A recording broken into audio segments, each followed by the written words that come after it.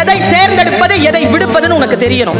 உன் கையில இருக்க ரிமோட், எதை அழுத்தினாலும் உன் கையில இருக்க போன், எதை அழுத்தினாலும் எல்லா விஷயங்களும் வரும். எதை அழுத்துறது எதை ஒமிட் பண்றதுங்கிறது உனக்கு தெரிந்திருந்தால் நீ ஜெயிக்க பிறகு.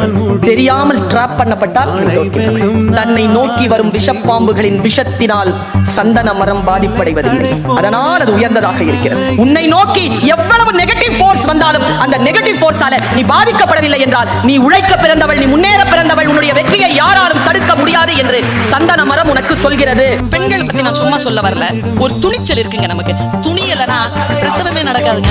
உள்ளங்கால் வரைக்கும் முழுமையா ஒப்படைக்கணுங்க. அப்பதான் குழந்தை வெளியில வரும். முழுமையா ஒப்படைக்கணும். நீ அந்த மாதிரி உன்னை முழுமையா ஒப்படைச்சு பார். எந்த விஷயத்துக்காக இருந்தாலும் அந்த துணிச்சல் இருந்தால் ஒழிய வாழ்க்கையில் ஜெயிக்க முடியாது. அது காதலாக இருந்தாலும் சரி, போராக இருந்தாலும் சரி, தேர்வுக்களமாக இருந்தாலும் சரி, வகுப்பறையாக இருந்தாலும் சரி. Give yourself 100%. நம்மை இங்கு நாமே தொலைத்தோமே.